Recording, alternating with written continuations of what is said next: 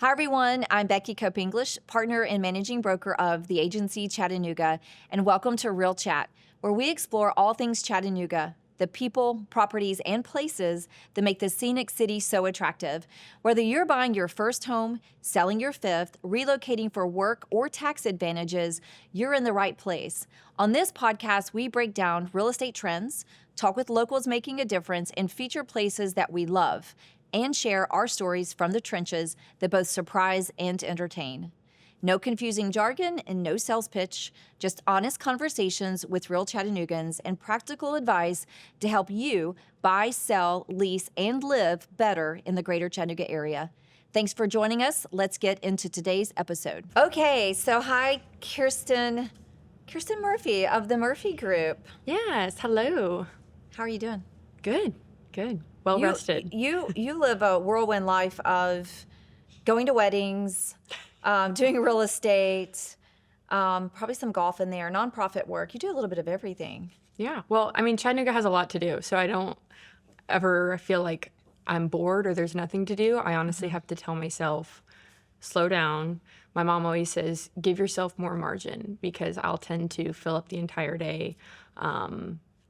And I don't always do that. Let's talk about that. I know sometimes I ask you, hey, can you, and you're like, yep, I'm busy. I'm like, I'm glad you're busy. Don't get me wrong. But I'm always like, and I'm the chief of this organization in terms of like over scheduling myself, but sometimes we do overschedule ourselves. We stay really busy. Yeah. And your mom is right. And you are a Midwest girl, born and raised in Indiana. Yeah. So I was technically born in Florence, Kentucky. Oh. My dad was a pastor for just under 20 years. And so we were in Springfield, Missouri. Or I'm sorry, my oldest sister was born in Virginia. And then we moved to Kentucky where my other older sister and I were born. And then Springfield, Missouri. Oh, gosh. And then we moved to Fort Wayne, Indiana, but we were raised there for 17 years. So I tell people I'm from Indiana because that's... Pretty much. Yeah. 4 girls. You're the third of 4. Is that correct? Yep. Okay. And you just had a birthday. Just had a birthday, just turned 28. Kind of starting from a young age, our parents loved birthdays. We didn't always do the absolute most, but whatever we did it 110%, which is definitely I know that about you girls. I know. Well, the wedding, Kate's wedding, your sister's wedding.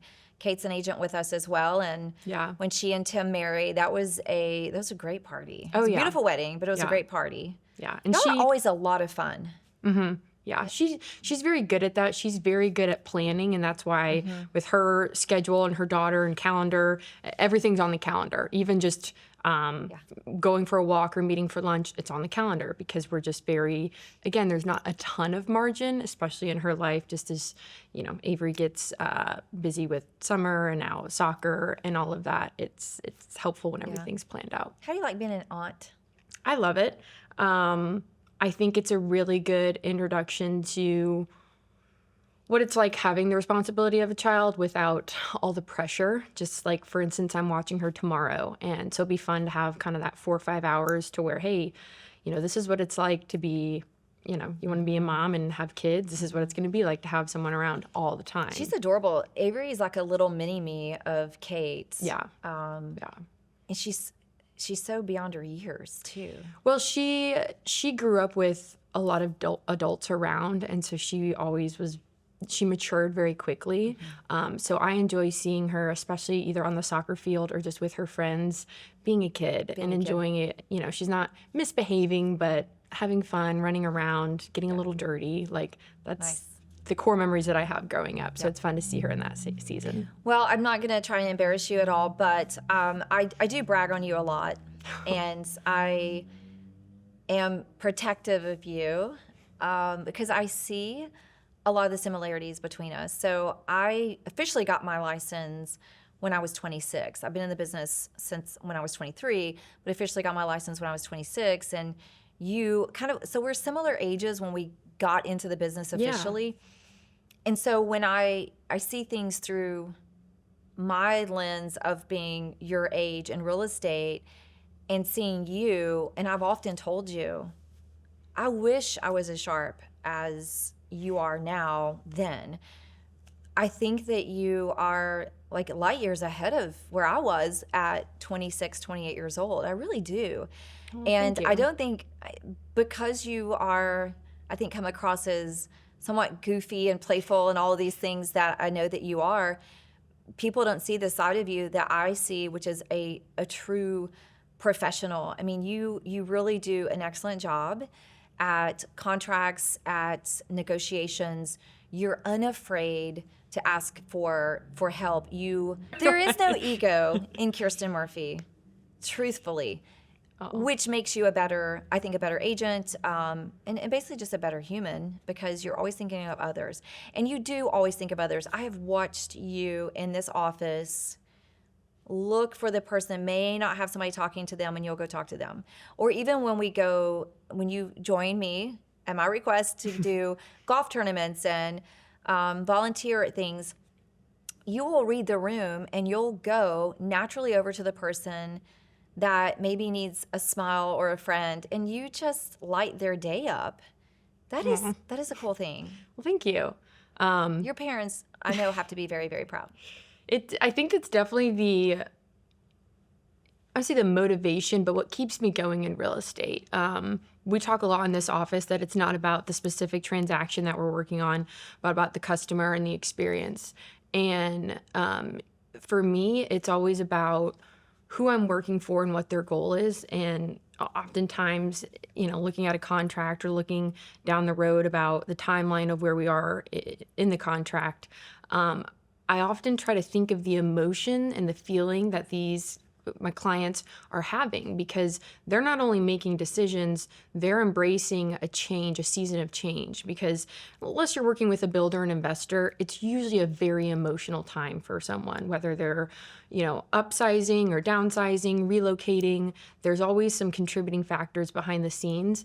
And so once I'm able to kind of understand that, or maybe we're not in the transaction yet, maybe it's just I see there's Preparing. some emotional distress with someone. And I mean, me from the beginning, I had to kind of, I don't want to say numb my emotions, but I had to cut back on my emotions, because if my client would start crying, I would start crying. And 6 years down the road, it's like, okay, I've gotten a little bit more mature in my business to where I can help understand and I can better help equip people with the decisions that they're being, asked. But at the same time, when your clients feel like they can relate to you, and I am pretty goofy and I love to go have a fun time and get together with friends. And that's why I feel like a lot of my business is my sphere, or people that refer me through people they know. Right. Just this morning, I got a text from a girl, and her and I have hung out probably twice, just kind of in person, but I see her out all the time. And so I feel like because she sees me and she sees me post on social media whenever we're out. You talk about real estate. Yeah, and I talk about real estate. Whenever I see her out, I make it an intention to say hi to her. So we're not buddies. We don't have to spend all the time together. But because we do connect when we see each other, she texts me, hey, I think me and my husband want to downsize. I don't know what this process will look like, but I'd love to get together and talk to you about it. So it feels like less pressure than her being like, oh, okay, me and my husband have to sell my house now. But just starting by having the conversation. Right.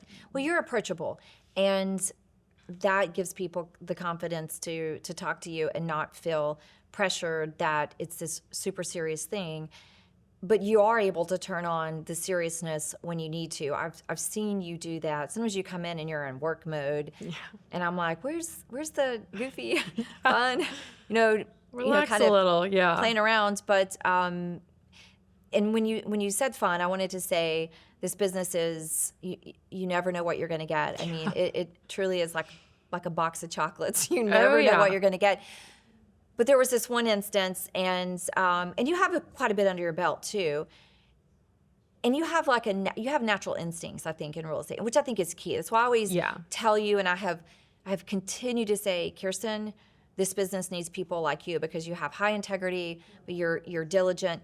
But this one incident, and it kind of terrified me when you told me, because I have been in a situation as a real estate agent where I think I was, my life was probably in danger. I was in danger, but because of what we've learned to keep ourselves safe. Now, you in particular, I just remember kind of the key words: U.S. Marshals, SWAT, and a felon.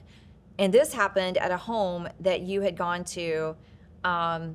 It's kind of as briefly as possible, maybe just hit the highlights. Because what I want people to understand is we encounter unusual situations, and sometimes they are dangerous. And this is another reason why I think people should work with a real estate agent, is because you never know what you're going to get when you walk into an open house or you just go to any property. So tell us about your experience. Yeah, so about 3.5, almost 4 years ago, I was doing an open house, and, you know, a lot of homes are either vacant or new construction, which are vacant too, you know, and they're posted online. People can see online, oh, this house is empty.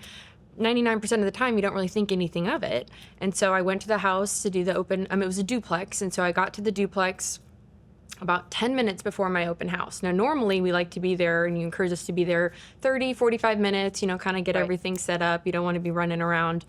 Well, this was definitely a God thing, because I just didn't get there until 10 minutes before the open house started. So I go through the open house, and about 15 minutes before the scheduled time of things were to wrap up, I was inside with 2 other ladies and 1 other children.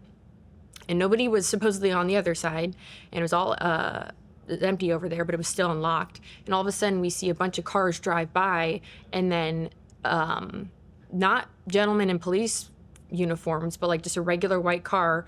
They got out of the car and like brought up these huge guns. And I just remember being like, oh, we're done. Like, we're getting shot, because I couldn't see anything at first. It's not funny, but also I can imagine thinking the same thing. Oh, yeah, because there was a huge window in the front of the duplex, so you could see straight out.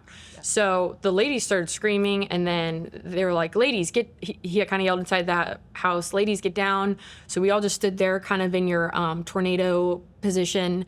And then finally they kind of came in, cleared the house, and then, all right, you guys, all 3 of you can come out. And then I saw like the SWAT, U.S. Marshal. I did not know at the time, like the U.S. Marshal is one of the top guys. Like, they don't call him in until you really, really need the U.S. Marshal. You did your research after that. Yeah. Well, because I remember I was like telling people like, oh yeah, U.S. Marshal showed up to my house. And people would stop in their tracks. They're like, that's, you know, you call in the SWAT, then you call in the U.S. Marshal. But kind of to wrap things up, basically what had happened was somebody came really early for the open house. They got the time mixed up, and when they got there, it was unlocked, and they saw a gentleman kind of ruffling through a duffel bag up top. And the lady was like, hey, I'm here for the open house. And he, I guess, told her, like, oh, you can kind of just look around. I'm just finishing up in here. She recognized him from a Facebook of the top 10 most wanted men in Tennessee. And so she was like, okay, I'm going to go check out the other side, which was very intelligent of her not to freak out. Yeah, she said she slowly backed out to not, like, cause a, you know, I don't want to say scene, but the scene was already caused. He was inside the house.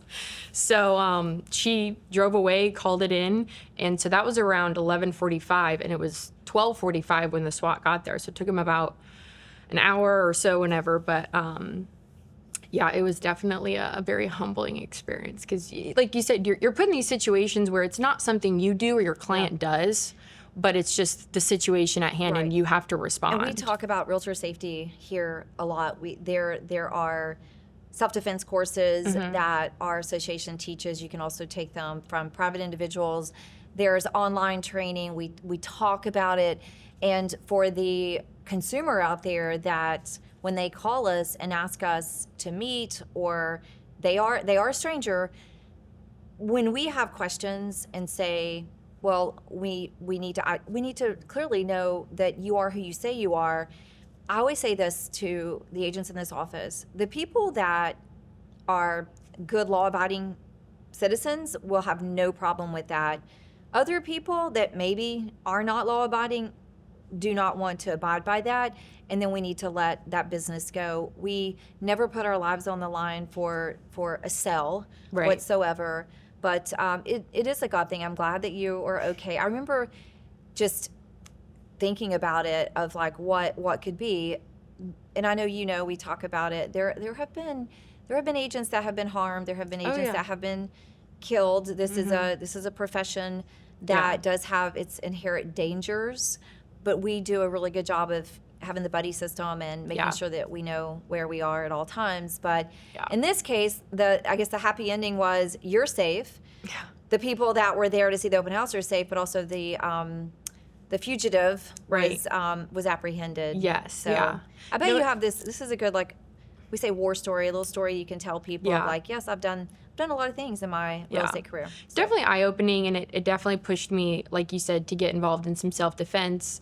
But I also appreciate, just here at the agency, especially with you, last week I brought up, hey, I want to go tour this new apartment complex. And, we kind of took it a step further to say, hey, let's get all the agents involved. But even before that, you were like, well, I'd like, Derek or myself to go with you. And it's not I don't want you doing anything by myself, or I want to be a part of Right. whatever business you do.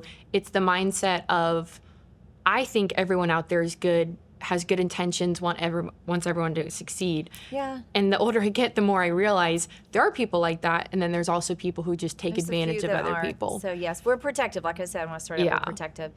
Well, I know we need to wrap up. I know you have a busy day, and we're grateful that you're here. We love you.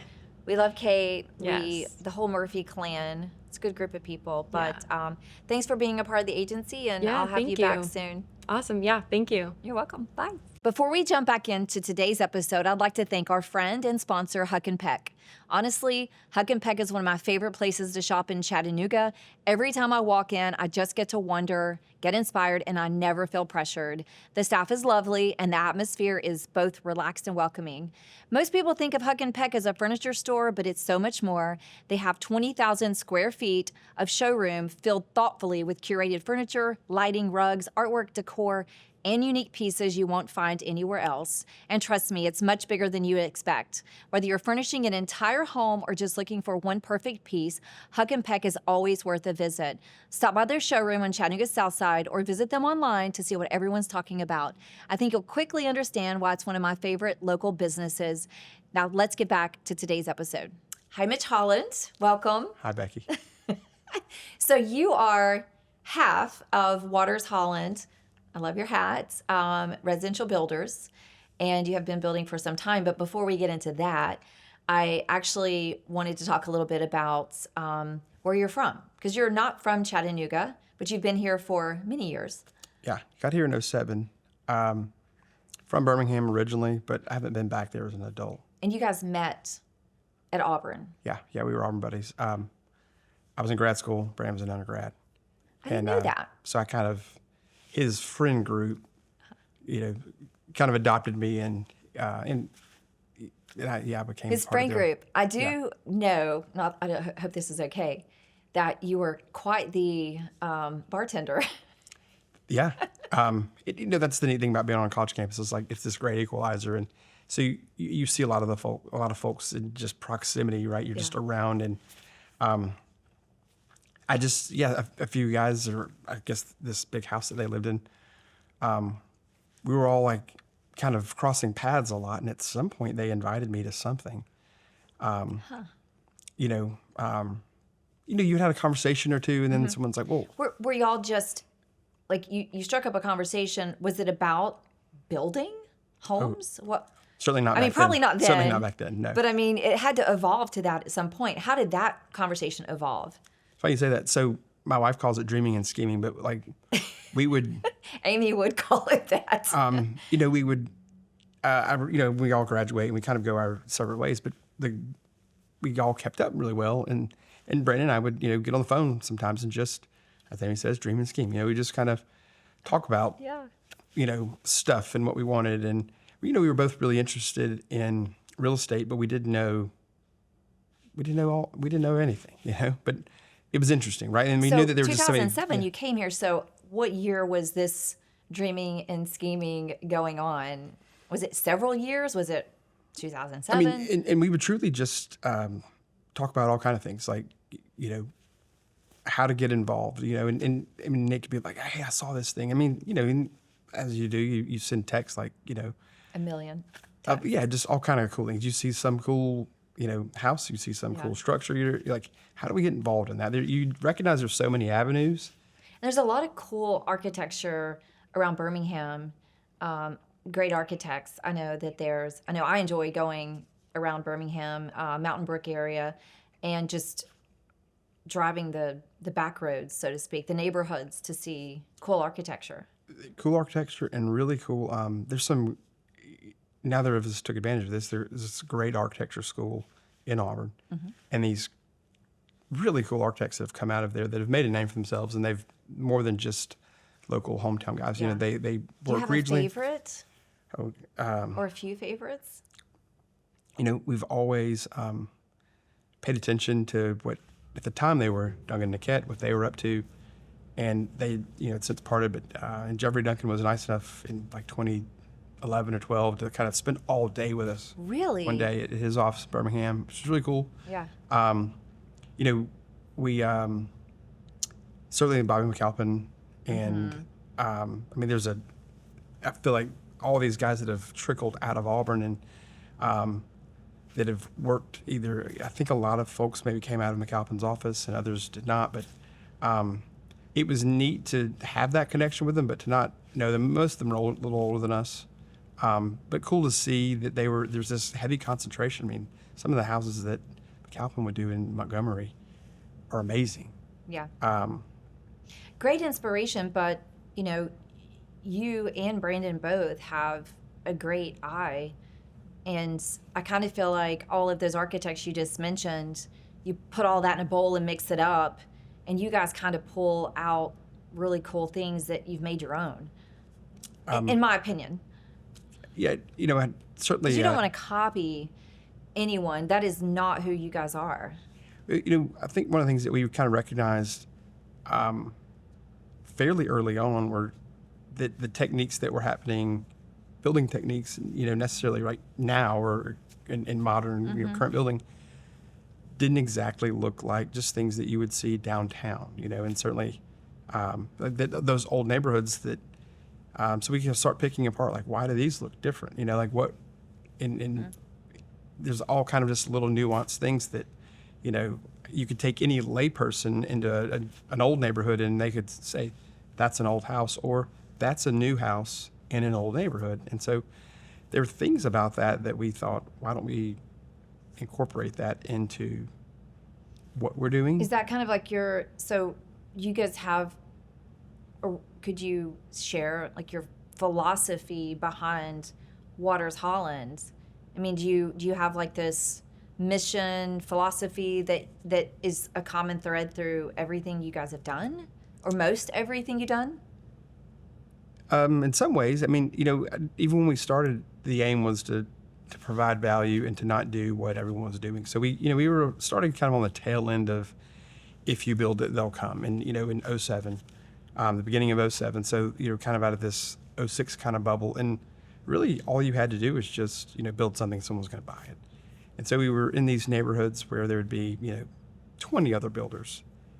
And, you know, your lighting sales rep could come by and like, man, I've got this great package together and everyone's doing it. That guy and that guy, and they're all using the same package. And you're going, now why would I do that? You know, and so it's like they're painting the same colors. They're using the same house plans. They were kind enough to share that with you if you wanted it also. Exactly. But we recognize, like, okay, so someone in their busy life is going to spend all Saturday looking at homes, and they're going to look in this neighborhood and other neighborhoods, and they're going to, maybe they look at 15 homes. Maybe we'll be the one that stands out a little bit, you know, when they're going, hey, they all had about this. And then, you know, so we wanted to be something that would be memorable. Right. And try to provide maybe a little interest, a little bit of value. And even when we didn't know what we were doing, we were still recognizing, okay, if most people are trying to compete on price, cut what they can, and like, well, let's add, like, what can we add? You know, what can be a value add? What can be an interest? You know, and so I feel like, I mean, I remember that was first house day one. And so there's been an evolution of that. I remember, so if you arrived in 2007, I met you guys in 2007. I thought you guys had been building for a couple of years. I mean, you were in Ottawa, I think Georgetown Landing, correct? But there was another neighborhood, because you just mentioned doing something different. And I remember going into this neighborhood, which is over in the Tyner area. I'm forgetting the name of it. Well, And I saw these houses. I'm like, wow, who's building those houses? Because they're doing something different. I mean, I remember that vividly. I can point out the houses. I can tell you the design of them. And that was before I'd met you. And I don't remember exactly how we met. I always thought it was closer to 09. It was 07, and I can tell you why. Well, I say no. You know what? You're right. It might not be 07. No, it was 07. Brian May. We built that first. Yes. You put so that I together. called. So I had seen your product around, but I had gotten a call from Brian May and Aaron, and they said, we just saw this house. It was on Spindle Court, Artisan. That's right. Yeah. And they said, we pretty much love the house. There's one or two things we would change, but we don't like it in that area. We want it somewhere else. We want to build it in Ottawa, which they were living downtown, which is kind of crazy. Uh-huh. And I called, and I think I talked to Brandon, and he was like, yeah, let's meet. So we met. Brian thought Brandon was great. Brandon thought Brian was great. I'm like, this is wonderful. So we kind of figured it out, and you guys did build you built the custom home for them in Ottawa in Downing Green on the corner. Yeah. And attached the garage, because in Artisan it was detached because of the lot, obviously. Yeah, your memory's better than mine. So if you also remember, you guys were called Signature. Well, you mentioned that makes me remember Brian. That introduction was how we have the logo that we have now, and I've always loved it, still love it, and still think he did a great job. Perfect job. I remember he sent us several options that I feel like for maybe other people, they were like, he didn't know us that well, so they were 3 viable directions, right? We might have jumped on one and said, yeah, let's go that direction. But for us, it was like a clear winner. It was just like, yes, that, and he was like, yeah, it's mine too. But I remember he said, you guys can build my house, but not with that logo. I've got to do something about that. That sounds very Brian. I mean, yeah, he's like really upfront, and he was like, your logo is atrocious. And we're like, well, we had actually been thinking the same thing. We were in this going, okay, what do we want to be called? How do we want to do this? I also shared with you, because I've been in the business for a hot minute, and said there is actually another building group that had Signature in their name, and that was another reason. I think it turned out perfectly. As a matter of fact, I remember seeing it and thinking, wow, because the hyphen is the swing set. Yeah. The swing, whatever that thing is, it's the swing. And so you guys go by Waters-Holland, which I always said, why did you not do it alphabetically? But that's easy to understand because we're in the South, and we would say Holland, like Haulin, water. Yeah. Because that's just the way we are in the South. So Waters-Holland works much better. And it almost, you think about it too, it maybe even sounds like a little bit more descriptive if it were the other way. Yeah. Like an adjective or a type of water. True. No. So May Create, Brian did a great job. Yeah. I love it. So I wanted to ask you a couple of specific questions. So now we know that you came from Birmingham. So this is your home base. Your family is here. Yeah. I mean, you are married and you have 2 daughters. I love that you build a stunning house for your family, and then you turn around and sell it, and then build another one, and you're still married. So that's something we didn't set out to do. And in fact, we built a house thinking that we would raise our family there, and that might still be a little sore at home. And that was like 2 houses ago, wasn't it? Well, did you move from one technically maybe because we had like we had a bit of we had to stay over in a rental while we built this one, but we don't really count it. We didn't choose that one. Fortunate to find it, but we didn't. Well, I can think of 3, and we don't have to say names, but I know I could say Endicott, and then you moved over to Riverview, and now you're in another Riverview house, which is stunning. Yeah, so that second one, like I said, that's something that we built to be in and didn't plan to move. And well, that house, and not to get off my subject, my questions here, but that reminds me, that house is on a slope. And I don't think people, I should say this, I'll be more clear. Builders don't build on slopes as well as you guys because you terrace things. It looks very intentional. The way that that house was designed for that lot, when you see it from the front or you see it from the side, you see it from the back, it looks fantastic. I think that's what you guys do so well. Thank you. Yeah, you certainly had architect help, and some things make sense. You can see them, and they make sense. Here's what we're going to do, and others you've got to scratch your head for a while, and walk it and feel it and check it out, and even change your mind a little bit as you get into construction. You may either see an opportunity or realize something just doesn't quite feel right. Do you ever, in every house you build, do you walk away and say, I should have done something different? Personally, or as a builder, I mean, do you look at that and go, yeah, we made a mistake there, we should have buttoned it up, or this should have been different? I mean, do you critique all of your building projects? We're constantly learning, still learning, and trying to get better, trying to improve, always. Yeah. And so there might be something where you say, okay, if we're ever in that situation again, here's how we can do that better. Yeah. If we ever have a stair like that, here's how we'll approach it. But I'll ask that question to my wife in our personal homes. We'll be there for a while and say, okay, now that we're here, is there anything that we would do differently? Functionality is key. Aesthetic, functional, Yeah. whatever it might be. Do we hate the paint color we chose? And I feel good about that usually not being the case. There's always a constraint, when you're in North Chatt, when lots are not huge, there's some constraint that going in. And so when her answer is, it's this thing that we knew we couldn't do anything about, I'm satisfied. Mm-hmm. If it's something that we've really made a mistake on, then fortunately we haven't had that. They've, maybe we were just blinded by our own ignorance, but we're at least. No, but to that point, you aren't, it's not just Holland, it's you have a business partner. You guys sharpen one another, I think, and you have a whole team. And you have, like you said, you have architects that you work with.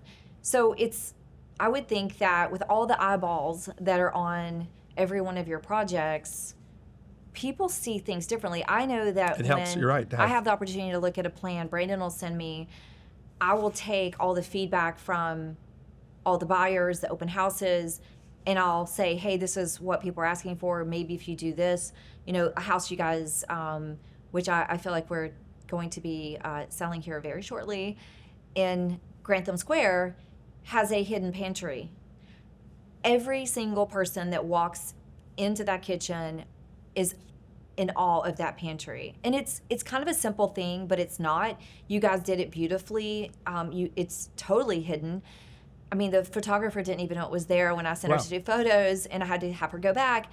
But it's a team effort. You guys are really good at not necessarily being, egotistical. Because I have worked with builders who are like, I don't want to hear what you think is wrong with my houses. I just think you ought to sell them. And I'm like, well, that's kind of not very smart in today's world. Sure. Because it's really what the buyer thinks. I'm just trying to help you. But I wanted to ask you this one question because I think of this. Looking back at your first build, the first house that you guys built, I don't know if you can see it right now, but what advice would you give yourself knowing what you know now? If you could go back and say, hey, I'm going to tell you what to do. Ooh. I mean, are there lots of things? And where was that first house? It was in Ottawa in Georgetown Landing. Yeah. And about 5 lots in on the left or something like that. I remember, at least at that stage, probably some advice would have been build that plan more. People really liked it, and we still don't duplicate a lot of plans. Sometimes I think to our detriment. I think that so we were eager to do something else and try some other things, but just in building that first house, in the framing stage, someone else came and said, "I want to build this house custom, over here." And as people did in that neighborhood, they would see you have success, and then they would start building it a little. And I thought we probably could have, as we were learning, ridden that our own coattail a little bit. Kind of learned the budgeting process a little bit better with the same product. It's really hard. That's true. If you're building the same thing, you know what your expenses are. Right. And so, we've paid for a lot of education over the years, and budgeting was something that was, a lot of trial and error, a lot of, certainly as you're doing more customs, and things aren't consistent. So was that 2006? So this is your 20th anniversary? We broke ground on that house in I think it was February of 27. So we're getting there. Okay. So we need to know when the big bash is. Not even thought about a bash. I know, because you guys don't. It's my only criticism of Waters-Holland is that you guys don't slow down enough to really relish in your success. And I say this about myself. When people compliment you, it's not, you guys don't seek validation. You're like, we love what we do. We're passionate. We just go forward. But every once in a while, I'm like, you guys should just feel so good about the people that you make happy in the homes that you build. I think for the team, it would, we have, great folks that work with us. I think that would be, that's probably an area that we could do better, right? We could celebrate a little bit more. I'll host if you want to do that. So I want to ask you this question. What do you love most about building in this city, and what keeps you and your family committed to being here? Have you thought about leaving Chattanooga, or are you like, this is where we're going to be for the foreseeable future? I mean, I know there are challenges to building in this city because we can talk about city versus county and all of that stuff. Sure. But what do you love about building in this city? It's a great question that I probably not ever thought through. There's opportunity here, and for us, this is, I guess we have a bloom where you're planted mentality, and so this is home, right? This was where Brandon grew up, but it's certainly home for me too, and this is where my kids are raised, right? Like this is their home city. It does still feel like there's, there are good things happening, right? It feels like there's momentum. It feels like sometimes it's easy to almost forget that, you're here, and it's hard to sometimes take a step back and see the direction things are going. But I've wondered, what will we be like in 20, 30, 50 years? Will we be in Austin? Will we be in Nashville? I mean, I think we'll be our own thing, But you do look at, we may be surprised at the area of town that is hot then, or that's popular, or that's... Gosh, don't we all wish we had a crystal ball, and if you could roll back, I know we've said this before, we could roll back and, wow, we didn't expect that to happen. Certainly. I mean, I've even thought about, as we're building our last house, I remember thinking, we're pining over some detail and some trim this and that and something that's going to fit together. I remember thinking, I wonder if somebody's going to tear this house down in 100 years. People at one point, there were beautiful, great, well-built homes, in New York City, right, that are now no longer there. They weren't torn down because they were ugly or even in Riverview, North Chat, I mean, we've seen some things, and it's obviously because scale is different now, codes are different. A lot of things are different, but we are tearing down some houses that I know, and even public buildings, we can talk about that too, that it's kind of sad to think about, but to your point, tastes change and they evolve, and so if you, and I think you will be here in 20 more, 30 more years, what I know of you guys is that you're always kind of redefining or sharpening, changing, evolving, while also having this common thread of kind of timelessness. Because there are things I think that are timeless in residential building. I mean, do you guys look at every one of your houses and go, it's got to have this feature, this aesthetic because it's classic? How do you? I've always wanted to get inside your brain and understand like what you see.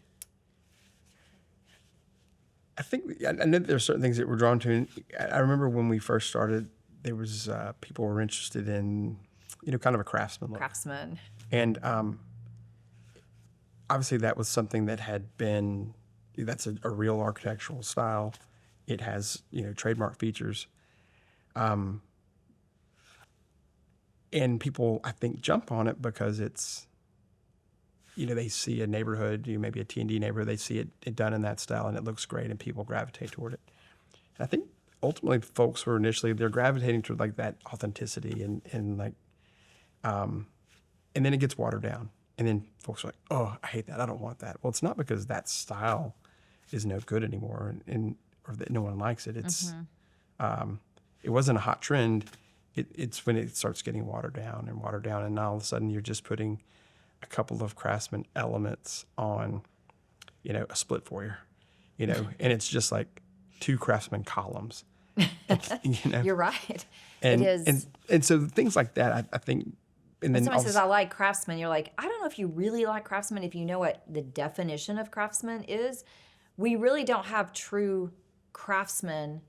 We have few true Craftsman homes in our market. Oh, sure. Certainly when you get into like the dim lighting and like the dark, like the built-ins and The and Ingle dark wood. nooks Yeah, that's something that's that not are unique. But I think that there are certain, so we always say like, hey, there are some things, yes, that we are drawn to, that we like, that maybe we will build speculatively or left to our own devices.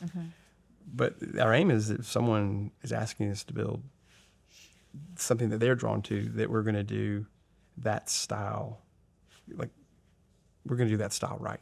Right. That our aim is to include those details that matter. You guys are designing currently or in the design stage with an architect who's turned out to be wonderful, a home in Ottawa.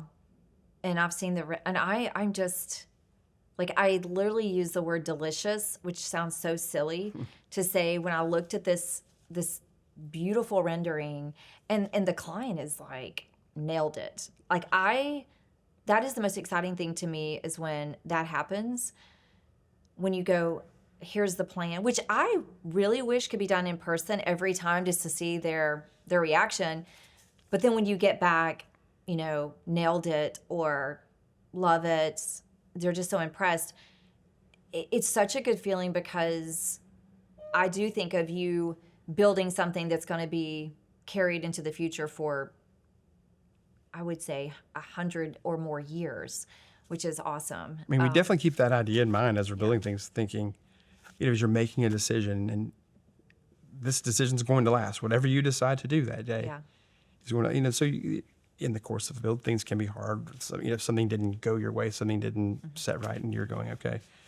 Oftentimes it's a decision like, are we going to redo that? Is that, or how are we going to address this problem? And whatever that decision was that day, is going to last. It's going to be there, So I'm thinking in terms of, can we walk into this house at any point and be proud of that decision, I think you pretty much can from all the houses that I've been in. And also walking into a house 10 years later and going, it's still in great shape from the quality perspective, that says a lot. I mean, there are houses, unfortunately, that are built, and I think they're kind of slapped together, and you can drive through that neighborhood in 5 years, 7 years, and it's a lot of it could be lack of homeowner maintenance, which I think people need to be educated in that world.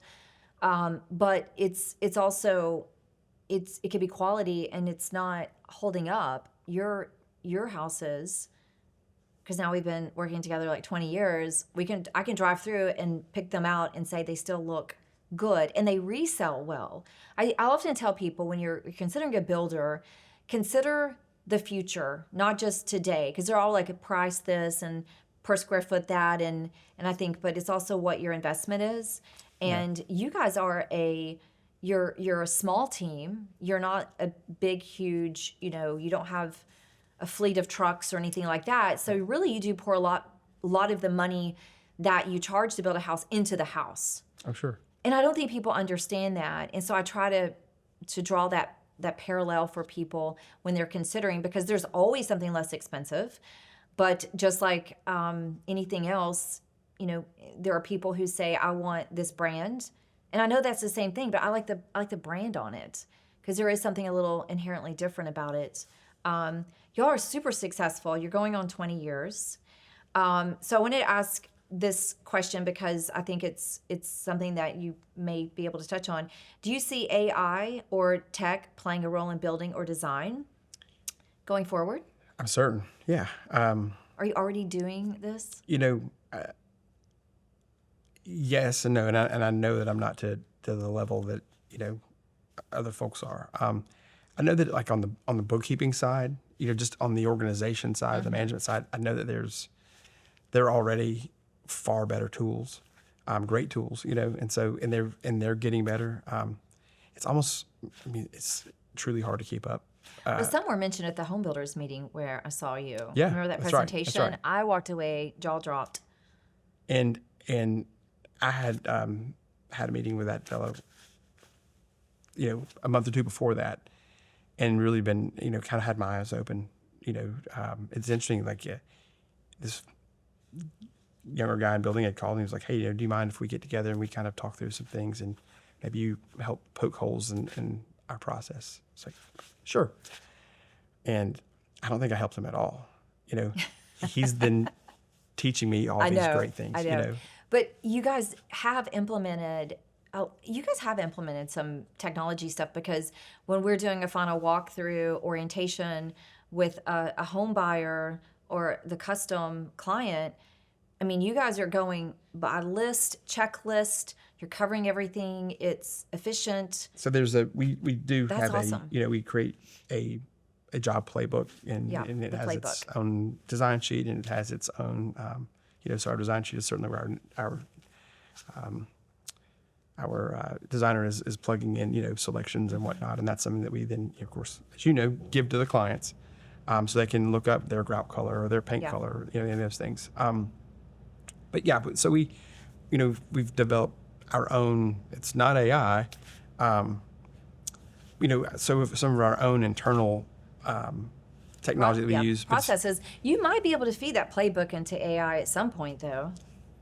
We've started a little bit to say, okay, how do we, what's our next step, and how do we improve this and go beyond? I know that, on your AI specific question, I've looked at, I used it last week, with a client. We take a picture of the house, and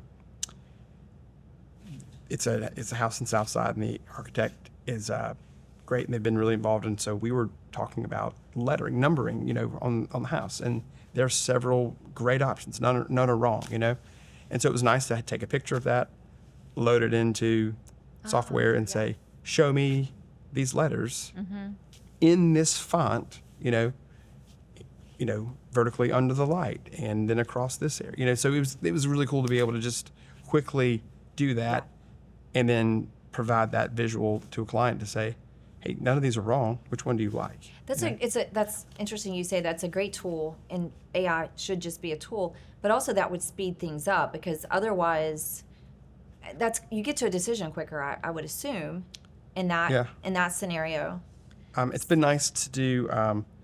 You can play around with maybe a landscape look, and there are other times where I'm thinking, okay, I'm clearly not asking the right questions, because what I'm getting back is, we're not going to. I think it's hard for people to articulate what they're looking for, but we often, I recommend, I'll say, drive around, go to this neighborhood, or people will just show up and they'll show me a picture, and I'll say, oh, that house was built on Rambling Rose in Hampton Creek, or that's lot number 15 in Inverness, whatever the case may be, because that's how people really do articulate what they want, is by visual. Sure. Oh, absolutely. They don't understand. So some of the things that I've learned from you guys, which I think you brought into our residential world, were zero soffits, parapet walls, homes that actually have, the aesthetics are amazing, but you mentioned some of the other architects, and I know they've done these things, but you guys kind of brought it here, or maybe brought it back, because I think some of our older architecture Yeah, it's been around. was around, but then we got away from it, and now you've kind of brought it back. Yeah, I mean, it takes it's a hassle, right? Some guys are like, I don't want to do that. Like, I've got to do something different than what I've been doing. I have to. You have to find the right artisan sometimes, I craftsman. have to explain this better. So it's like my framers need to frame for some feature that's going to happen. That other people have to execute. So there's a bit of a layering that happens, and it starts, whatever the beginning is for that feature. But they have to figure out like, oh, I've got to do something different for water, or the way I flash this. And a lot of folks just don't want to deal with that. It's certainly harder to scale. Path of least resistance, right? I think is an underlying, mentality in a lot of industries. I think it has been in building. Sure. It is in real estate. I think it's in anything. But you just mentioned planning for water and so forth. We're in the South. Where we are, we have lots of humidity. We do have the 4 seasons, so you have to think about that. Mm-hmm. But I say we have high water table in a lot of areas, so water underneath the house.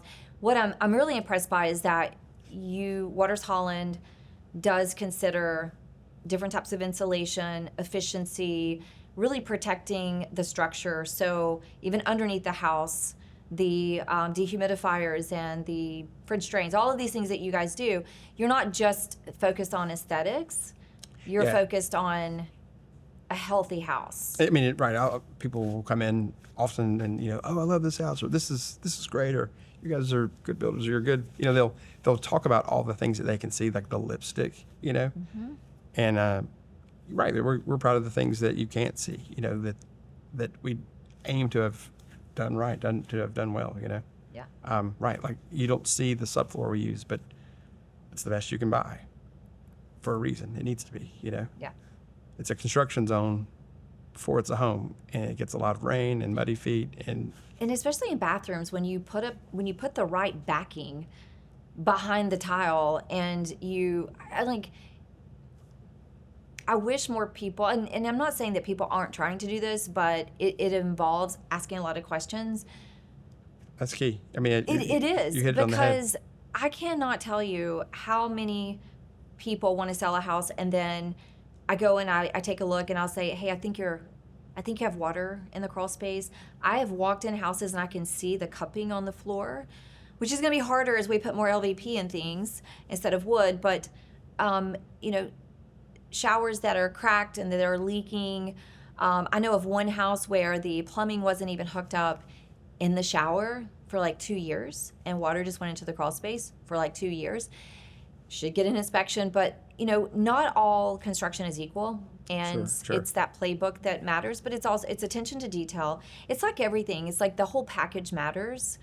And when people walk through one of your houses, they are, trust me, because I see it every week, they're oohing and ahhing, and I have to redirect them to, and also what's behind the walls, and what's in the crawl space, and what's in the attic, because it's interesting. I mean, you mentioned asking a lot of questions, and that's something that I do feel like we've done throughout. You can look at things and go, well, if water runs downhill, why would we do that? Why would someone flash that way? Why would that be the standard? And I remember, without naming any name, but this reputable brand of shower liner pan, the way they sold the pan, and you would follow the instructions that they gave, cause problems. It would.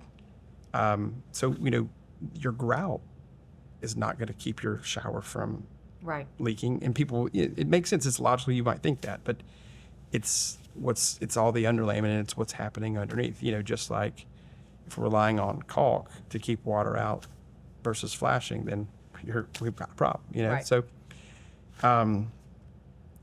you look on the instructions of this thing and say, okay, well, the instructions from this national company are not right. we actually need to pre-slope this thing and tie it into the drain. And that's how, when water gets there, it's not if, when it gets there, where's it going to go? Is it going to just sit and pool, or are we going to keep it moving, you know? Well, and that just triggered how you guys warranty your homes and stand by your homes. Believe it or not, there are a lot of builders that just abscond, leave closing, and really don't have any communication with the buyers, which, yes, there's warranties, there's written warranties, there's all kinds of things that are put in place, but if they don't answer the phone or they can't reach them, then they have to resort to something else, which is usually filing a suit, something that people don't want to do. I say this quite often, which it matters who you do business with. So not every builder is the same, and it's not just the home, the price, the floor plan. It's also the customer service that comes after that needs to also be heavily considered when you are making as large of an investment as you are.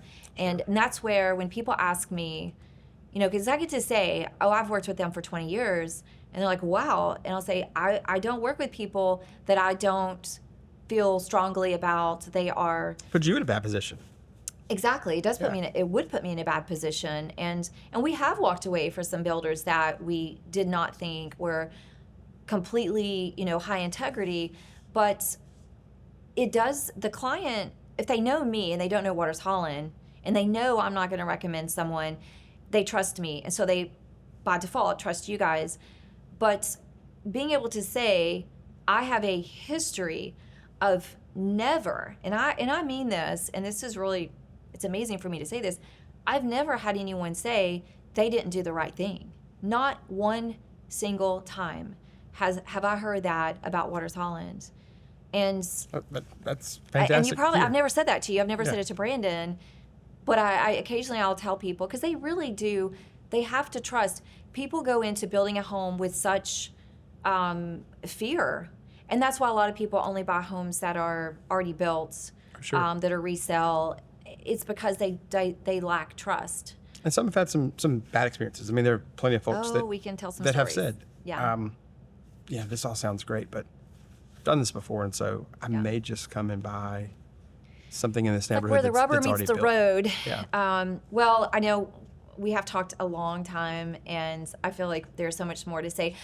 I know how professional you all are, and how you have such decorum and discretion as business owners.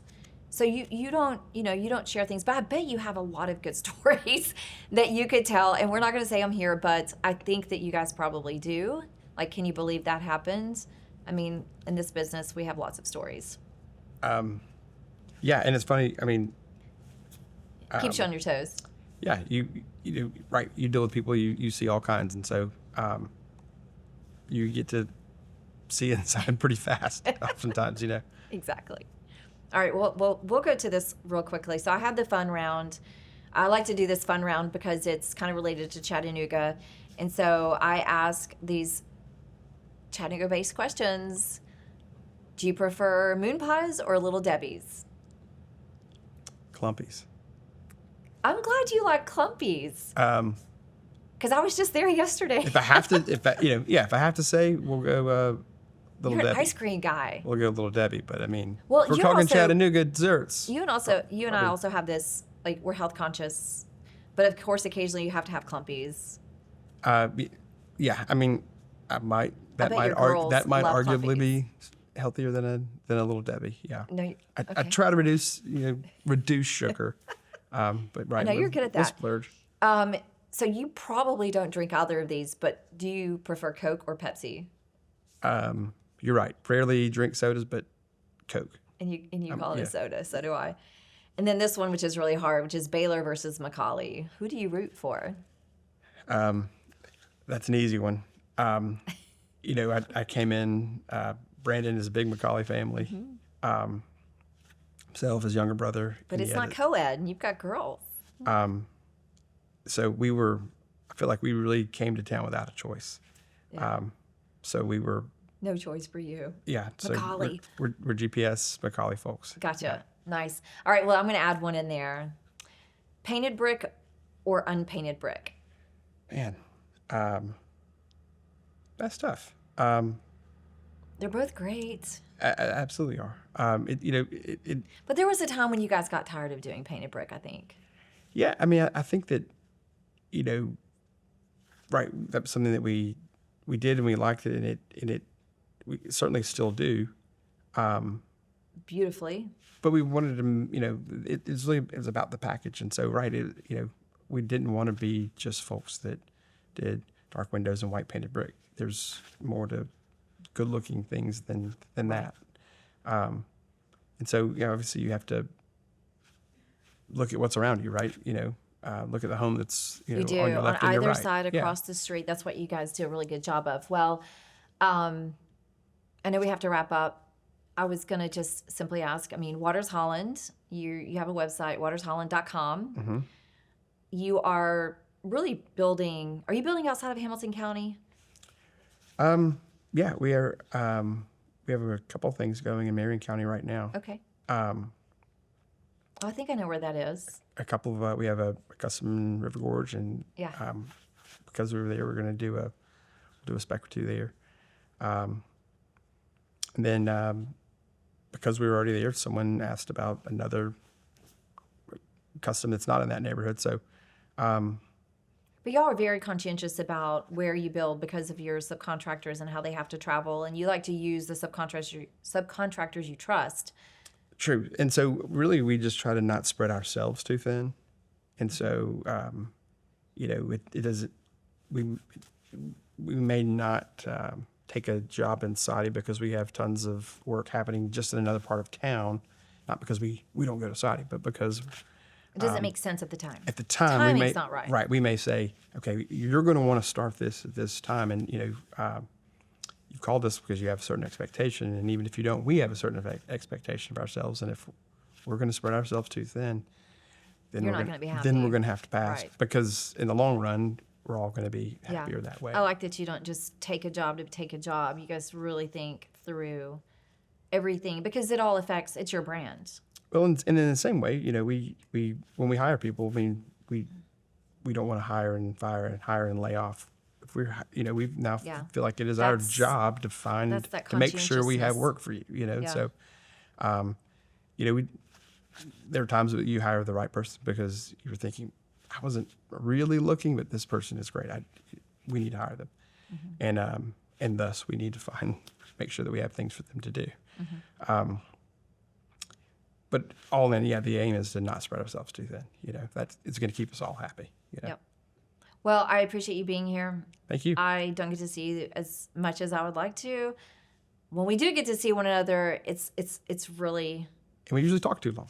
we talk too long. It's enjoyable, but then we have to get back to business. But I am going to encourage you to for Waters-Holland to celebrate your 20th with good idea. something It's a good idea. that you should have. I don't know what that looks like. If I know Brandon, he's going to say, I just want to have a little reprieve Yeah. and just relax a little bit because y'all are both super busy with the kids.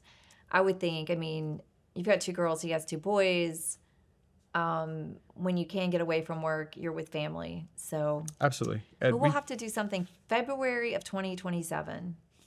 20 years. I would say if that's maybe at any point that year, it can be a Yeah. a jubilee year, a celebration year. That's cool. Jubilee. Is that related to I don't- 20? I don't think Listen to that's- me. I don't I even don't know. think- I don't think that's I'm probably the right embarrassed. term. Okay. Well, I'll let you go get back to work. Thank you so much. And again, Mitch Holland with Waters-Holland Residential Builders.